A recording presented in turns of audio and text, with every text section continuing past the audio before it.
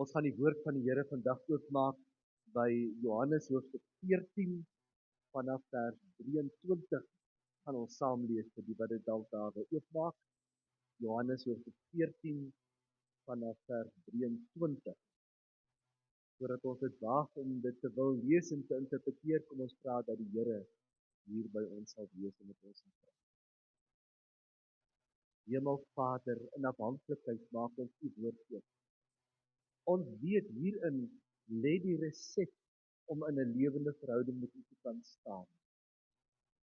Ons is gretig om vandag te hoor wat u vir ons elkeen wil sê, wat ons nog daai een stukkie nader kan trek na 'n verhouding met u wat vir ons 'n blywende glimlag sal gee. Ons weet mos dat u Gees strome lewende water en dat dit nooit sal ophou opborrel nie.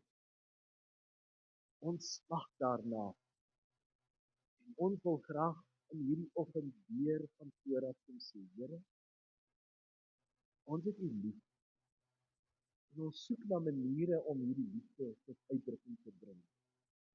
Kom praat met ons dan vanmôre uit ons erediens en gee dat elkeen ergens iets sal kry wat by hom vashak, waar hy opgewonde met iemand anders kan gaan deel, die goedheid en die grootheid van ons gemaklike Christus saam. Laat die Gees dan nou weer met ons besig raak en kom lig daardie een sinnetjie of woordjie op gedagte uit wat in vandag se boodskap na ons is. Sodat ons fyn sal hoor. Al daardie dinge wat so maklik ons aandag kan aftrek, Here, wil ons sommer nou by u voete kom los. Ons wil sê, Here, asseblief vir 'n rukkie, dra hierdie pakket vir ons sodat ons nou net na u stem kan luister. En kan hoor wat die Gees vir ons is, individue, maar ook vir ons aan u al die eer, en die dank, en die lof, en die aanbidding. Amen. Geliefdes, ons lees dan vanaf vers 23. Jesus antwoord toe, dit is vir Judas, nie die Iskariot een nie. Jesus antwoord hom toe: As iemand my liefhet, sal hy my boodskap gehoorsaam uitvoer. En my Vader sal hom ook lief hê, en ons sal na hom toe kom en by hom tuis gaan. Wie my egter nie liefhet nie, is nie gehoorsaam aan my woorde nie. Die boodskap wat julle hoor, is nie myne nie, maar die Vader se wat my gestuur het. Dit sê ek nou al lank vir julle, terwyl ek nog by julle is, en wanneer die Raadgewer, die Heilige Gees kom, wat die Vader in my naam sal stuur, sal hy julle in alle opsigte onderrig en julle ook herinner aan alles wat ek vir julle gesê het. Ek laat vir julle vrede na. My vrede deel ek met julle. Ek gee nie soos die wêreld gee nie. Julle moet nie ontstel of beangs word nie. Julle het gehoor dat ek vir julle gesê het, ek gaan weg en ek kom weer terug na julle toe. As julle my liefhet, sou julle opgewonde gewees het dat ek na die Vader toe gaan, omdat die Vader groter is as ek. Ek sal dit nou al so lank, ek sê dit nou al so lank vir julle, nog voordat dit gaan gebeur, sodat julle moet glo wanneer dit ook al gebeur. Ons lees tot sover uit die woord van die Here vandag.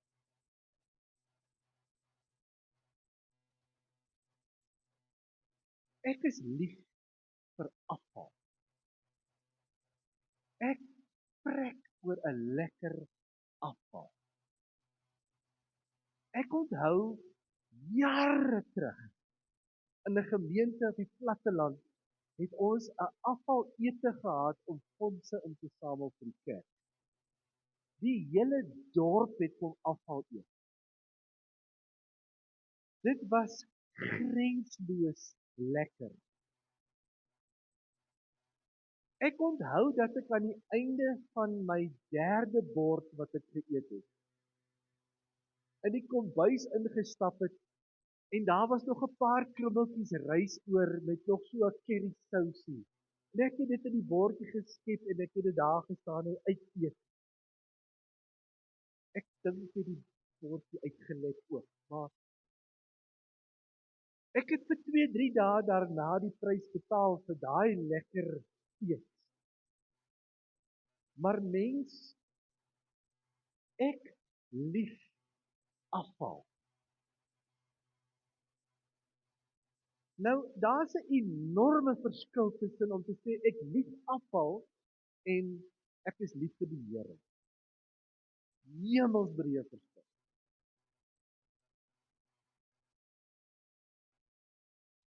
'n Hele klomp goed moet gebeur vir daardie een sinnetjie om met jou wese te kan sê dat ek die Here lief.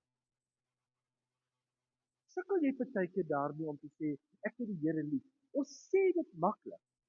Dis mos eenvoudig om te sê ek is lief vir die Here. Maar ek wil vandag vir jou vra, waarskynlik omdat ek vir baie lank daarmee sukkel. Hoeveel emosie is daarin? Want ek het duidelik meer emosie oor afval as ek het oor om te kan sê ek is lief vir die Here. Nou wonder ek by myself, self, hoe gaan jy nou by daai punt kom waar jy kan emosie insit en met soveel oortuiging kan sê ek is lief vir die Here. En dit is 'n vraag wat my baie lank besig gehou het. En ek het 'n antwoord daarvoor bly soek. Daar's 'n paar goed wat moet gebeur. Die eerste ding wat nodig is dat jy 'n hemelse en 'n goddelike begrip sal ontwikkel van wie Jesus is. Dit klink vreeslik eenvoudig as 'n mens dit sê. Dit klink te maklik. Ek het hierdie woorde, julle sal nou as julle eendag een van my preke in julle hande moet kyk, julle sien, daar's allerlei kleure highlight wat hier gedoen, en kringe en strepe en vraagtekens en pile en al sulke goeie in my aandag te weerhou by die teks. As ek oranje gemaak het, dan sê dit gewoonlik vir my, van 'n merwe jy moet hierdie sin wees wat jy daar is, want hierdie ding het jy lank oor. En dis nie sommer net 'n sinnetjie wat uit jou mond uitborrel, wat ek nou gedoen het. So daarom gaan ek vir julle hierdie stukkie gou lees. Ek het regtig lank hieroor gedink. Die eerste ding wat nodig is dat jy 'n hemelse en 'n goddelike begrip sal hê oor wie Jesus is. Wat hy vir jou gedoen het. Ek praat nie van 'n verstaan van 'n paar feite wat jy in jou kop uitgemaak het oor Jesus nie en of jy dit aanvaar nie. Ek praat van 'n diep besef wat gedryf word deur die Heilige Gees. Dat die een oor wie ons praat en met wie ons praat, is die gans andere, die Heilige, die Skepper God, wat in liefde en genade neerbuig, sigbaar word vir mense, wat vasgevang is in hulle eie sondige gejaag na hulle eie eer en selfvernietiging. Die besef dat hierdie God die reg gehad het om sy gesig van ons weg te draai as gevolg van ons sonde. En steeds weet hy nie dat die Skepper God wat alles tot stand gebring het en die sonde van mense en die verwerping van mense in sy eie hart gevoel het, sy liefde nog steeds so groot is dat hy nader kom aan mense. Hulle omhels, hulle vertroos, hulle versterk.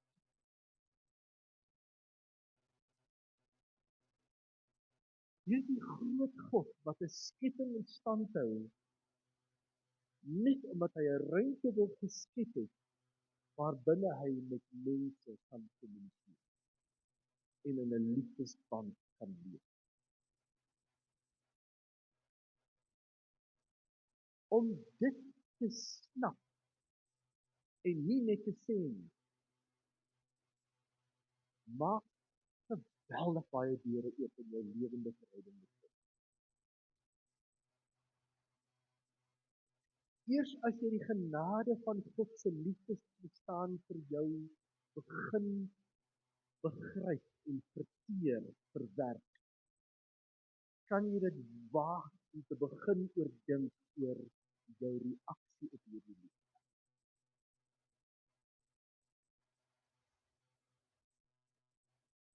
Nou dat ek dit gesê het, wil ek dit in my eie woorde weergee, want dit is baie belangrik.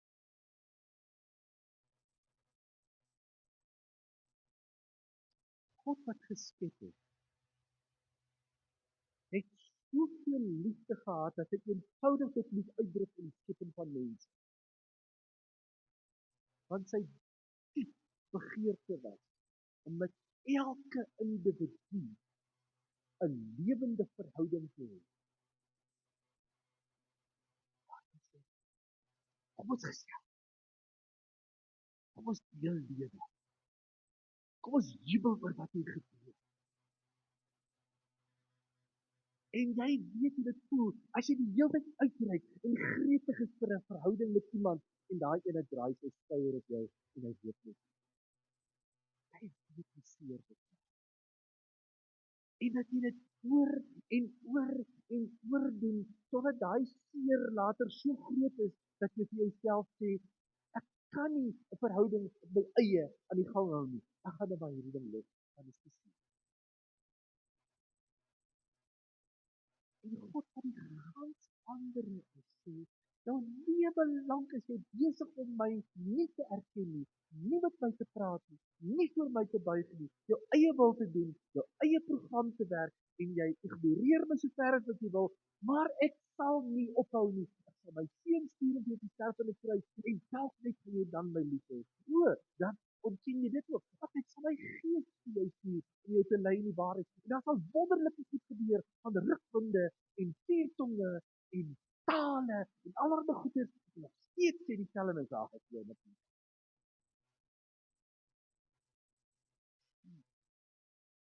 die liefde so wel uitreik die hele tyd die goeie met sy liefde sê wonder as in hierdie liefdesverhouding word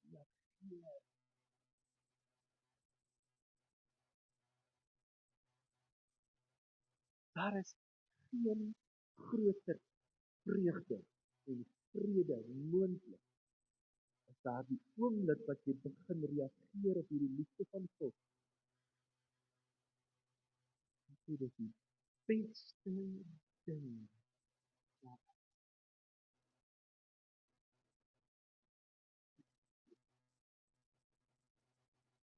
ooit op my kon gebeur. Wanneer jy op hierdie liefde begin reageer. In ons teks praat Jesus met sy disippels en hy vertel hulle oor goed wat nog later sal gebeur. En dis een van die mooi gedeeltes wat ons moet raak sien, dat as die Here hier op aarde staan in ons beperkte tydsgrense en hy sê vir sy disippels, hoor julle moet nou mooi luister, maar ek sê net julle wat eendag gaan gebeur.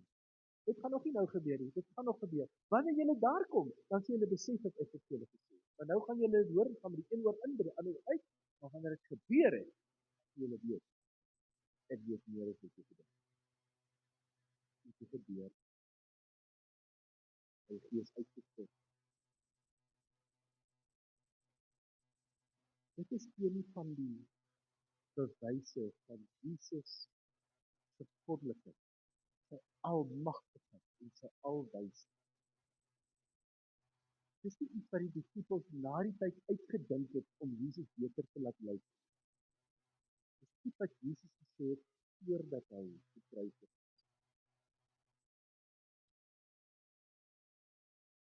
En dis my net nog een van die mooi gedeeltes wat uitspring as jy die goddelikheid van Jesus aanvaar het, en dit in jou siel, in jou vesels van jou lewe gegraveer het, dan spring dit uit om te sê, nog 'n mooi bewys in ons taal vir die goddelikheid van Jesus Christus. En dan kom hierdie Jesus en hy kom deel iets van die hartklop van die Vader in hierdie verse wat ons nou gelees het. En daarmee kom vertel hy iets van God se liefdesverklaring, sy liefdestoewyding aan ons.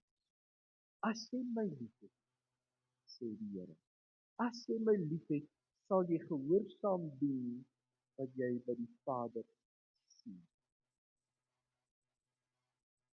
Daai sinnetjie het my al baie laat dink. As jy sê jy het my lief, maar jy doen nie wat die Vader doen nie, dan is jou liefde half afgewater. As jy sê jy het die Here lief met jou hele hart en siel en al jou kragte, dan beteken dit dat jy sal soos die Here, soos die Vader dink en praat en reageer, optree. En dan kyk ek na my eie optrede, my eie woorde van tyd tot tyd, my eie gedrag en ek sien my liefde is maar half. Dit kan soveel beter. Hoe kry 'n mens dit beter? Dis wat ek net begin het. Groter begrip te ontwikkel van die goddelikheid staan van hierdie wêreld wat deur ons gesien is.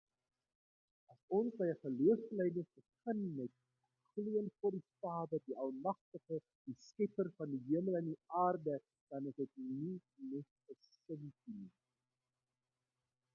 Dit is swaar woorde. Dit is heilige taal wat in die fondasie van jou verhouding met die Vader kom sit.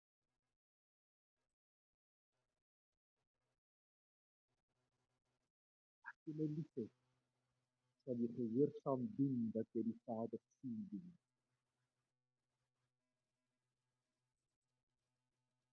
In vers 24 sê Jesus nie maar net hierdie boodskap alleen nie, maar hy sê vir ons, dit kom uit die Vader se hart uit. Ek het fyn gaan luister by sy oor, en nou sê ek julle wat ek by hom gehoor het. As jy my regtig lief het, dan moet jy doen wat ek sê.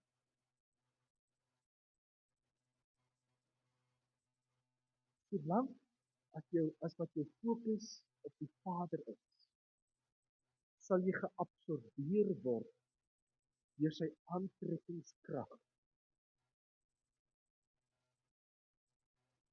En jy sal nie anders kan as om eenvoudig te doen wat jy die Vader sien doen. Die Jesus gaan verder dan verduidelik hy, hy sê, dis wat ek self ook doen. Ek gehoorsaam dit wat ek die Vader sien doen, dit doen ek. Wat dit ook al beteken, sal ek doen, sê Jesus. En kort na hierdie teks, word hy gevange geneem. En die gewig van die implikasie om te sê, Vader, ek het U lief met my hele wese, ek sal doen wat ek U sien doen. En sê hy, ek sal sterf, sodat die Vader se liefde kan sigbaar word vir my.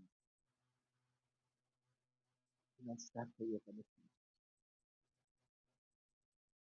En dan begin Jesus met hierdie gedagte. So moet julle ook leef. En natuurlik praat hy met sy disippels, maar so praat hy met my en jou as vandag se disippels. So moet jy leef. Met hierdie voorbeeld wat ek leef, met hierdie opdrag wat ek vir jou gee. As jy my regtig liefhet, doen dan wat jy die Vader sien doen en doen wat jy my sien doen. Lê jou lewe vir die Vader.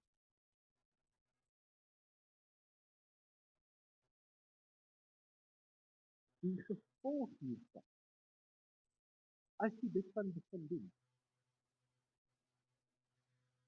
is dat jy 'n vrede in jou sal ervaar wat alle verstand te bowe. Dat daar by jou 'n rustige vrede sal kom oor enige onderwerp wat daar moontlik op hierdie aarde is.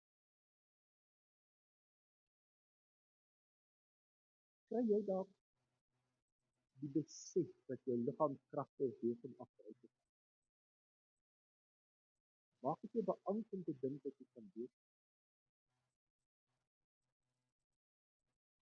Jy gaan nog baie wat jy voor wil lewe en jy dink jy, maar kan nie, ek wil nou nagaan. En liefde begin later hier in jou onderbewussyn karring. Jy praat nie eens met jou vrou daaroor. Jy karring net nie. Jou eie breus. En dan skielik besef jy, wat is nou die vrede? Dit was die vrede wat nou met my saamdra hier nie. En Jesus sê, wanneer jy my so lief het, wanneer ek en jy so een word, dat hierdie liefde is, dat jy net doen wat die Vader doen, en net praat wat die Vader praat, en net leef wat die Vader leef, dan gee ek vir jou 'n vrede wat alle verstand te bowe gaan. Dit sal in vrede wees, alles verneem. Die afgelope weke is daar soveel sprake van gesprekke wat geïnisieer word om vrede tussen Rusland en die Oekraïne te probeer bewerkstellig en tussen Israel en Hamas. En elke keer kom dit op 'n breekspil uit. Want dit is 'n vrede wat nie kan hou solank as wat mense nog wil hê nie.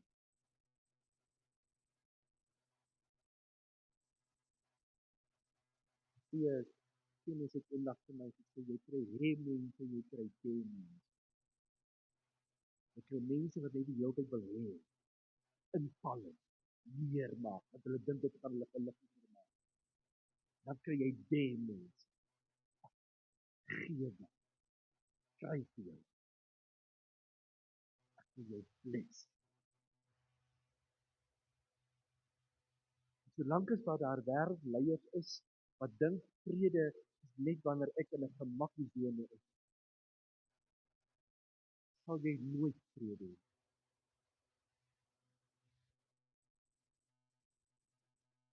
En solank as wat hulle nie veilig voel nie, sal hulle altyd verder stap. Maar dit is iets anders wanneer jy by die Here jou vrede gevind het.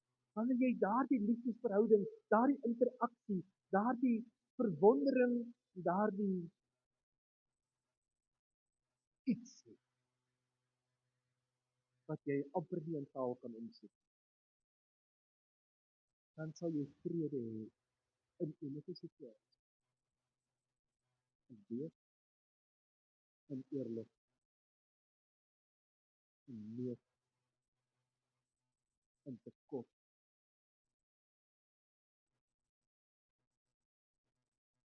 Net die vrede wat die Here gee, is iets wat kan bly.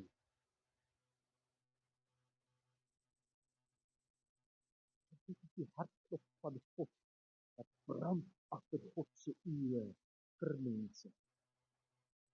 En oorweldigend is daar die een fondasie wat daardie vrede vir jou kan gee, is 'n liefde wat God het vir elkeen wat verloor het. Elkeen wat sy rug gedoen het. En dan maak Jesus nog een belofte. Wat hy reeds vooraf gee, sodat ons nie hoef te wonder nie. Gaan weg, maar ek kom terug. Gaan weg, maar ek kom terug. En dis 'n konsekwente boodskap van Jesus, dat hy elkeen wat verlore gaan in 'n liefdeskans wil gee, en dat hy weer sal kom. Konsekwent. Sal nie my rug op jou draai nie. Sal my liefde vir jou aanbied. Maak nie saak hoe jy daarop reageer. Ons is nie maar net hier besig om ons eie plekkie te bou en eers te skop, totdat ons ruimte kan hê om goed te voel oor onsself. Ons is elkeen deel van 'n groter prent. Ons is nie op ons eie besig om 'n plekkie oop te veg en uitgelewer te wees aan 'n beperkende vrede wat die wêreld vir ons kan bied nie. God het ons pad gekruis. Ons het hom begin leer liefkry. En wanneer hierdie liefde kan groter groei, sal ons vrede met die wêreld ook groter wees. Ek het lank gewonder of dit 'n gedeelte van Openbaring 22 uit 21 ook sal gee as skriflees. En julle aan die einde besluit nie, ek gaan dit nie doen nie. Julle kan dit self gaan lees. In Openbaring 21 vertel die Bybel vir ons van hoe Johannes prentjie begin kry van God. En hy kom deel dit met ons as hy sê, God is in die nuwe Jerusalem. Dan vertel hy daar van hoe hierdie nuwe Jerusalem sal lyk. Daar gaan 12 poorte wees wat oop. Hey, en dit is die mooiste taal wat die Jode in Openbaring kon leer.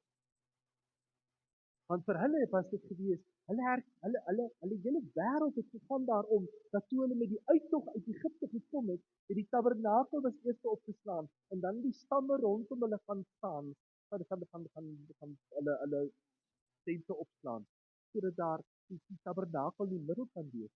En dan staan daar ook in die einde, en met al die poort, een poort om by iemand uit te gaan, en die nag is hy poort, wat gebeur het daar nie. En as daai poort toegemaak is, kan niemand in en uit. Dit is hierom te bestaan. Wanneer ons eendag in 'n nuwe Jerusalem gaan wees, gaan daar 12 poorte wees. Dit is verwys na die 12 stamme van Israel, né? En dit sal ook wees vir almal, die hele tyd, om in en uit te beweeg. Daar sal vrede wees. Geen bedreiging. Ek kan in en uit beweeg uit hierdie 12 poorte. Daar sal 'n toegang wees tot God wat ongehinderd plaasvind. Niemand word uitgesluit nie. Enige een kan inkom. Elkeen wat wil kan. Elkeen wat klop sal 'n deur vind wat oopgemaak is. En dan begin hy verder praat oor hierdie beeld wat daar in die nuwe Jerusalem is. As jy agterkom as jy dit gaan lees, daar's een iets wat daar nie is in die nuwe Jerusalem. Een ding wat nie meer daar sal wees nie, wat die hele geskiedenis van Israel met hulle. Toe hulle getrek het hulle tabernakel van. Toe hulle in Jerusalem gevestig het, die ou Jerusalem is daar 'n tempel. Dis waar God se voetbank, dis waar jy met hom self kan praat het. In die nuwe Jerusalem gaan daar nie 'n tempel wees.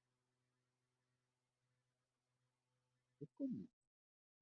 Dit gaan daar nie 'n tempel wees. Want daar sal geen grense meer wees vir jou toegang tot God nie. Jy sal dit enige oomblik van die dag, enige sekonde, oral kan ervaar. God is hier permanent in jou teenwoordigheid. Jy hoef nie te reis om hom te gaan opsoek nie. Jy hoef jou oë toe te maak om daaroor te bid nie. Jy hoef nie kerk toe te kom om dit te gaan ervaar nie. Enige dag, enige oomblik, oral, vrylik, beskikbaar. God het nou uiteindelik tel naby gekom. Sigbaar en hoorbaar. Jy iets van God se hart verstaan. God se oorwinningskrag beleef. Dan sal jy nie hê om 'n wondering te doen. En jy sê, die wat jy pa na af in die muur stap, en jy alles kan doen. Dit is daar wat jy doen. Jou aandag sal nie meer afgetrek kan word deur enige iets nie. En jy sal ervaar dat God se plan is die enigste plan. Al wat jy wil doen. Ek en jy kan nou reeds heerlik deelneem daaraan. My en jou liefdesdiens sal iets vertel van ons verwondering oor hierdie God. Dit is 'n grootheid en so wat jy ook al dan doen by jou werk, by die kerk, oral waar jy iets doen, sal jy dit vir 'n geleentheid en aan mense of in die kerk of buite die kerk, by die werk of in die strate, iets te kan wys van die verliefdheid. Dit klink so anders as die gesindheid waarmee ons kyk by die werk is, of na die koerante kyk, of in gesprekke deelneem, of na die afgelope. Nog een deel en daarmee sluit ek af uit Openbaring 21. Dat ons iets sal help verstaan in hierdie vrede van God. Rondom die troon staan daar in Openbaring, daar is gladde see. Ek sien nie 'n gladde see. Wat beteken dit vir 'n Jood wat na hierdie woorde luister? Dat die see wat stormagtige ding, mense in die geslip. Nou, monsters daar. Die einde van die wêreld. Die daar in die water is sterk. Dan kan Jonas se vraag. Skielik is hier totale gladde stiel van die see. Geen rustig vrede. En dit is waarin ek en jy op pad is. Die Here ons die dag het kom haal. Dat is ons nie angstigheid te hê oor hoe dit sal gebeur en wat daarmee gaan kom op ons pad. Ons hierdie wonderinge uitsien. Totale vrede van God. Van waarin ons en jy is. Daarom sê Jesus, hierdie een kosbare ding nie einde en daarmee is dit. God se liefde is vir my en vir jou oneindig en groot. Niks kan ons skei van die liefde.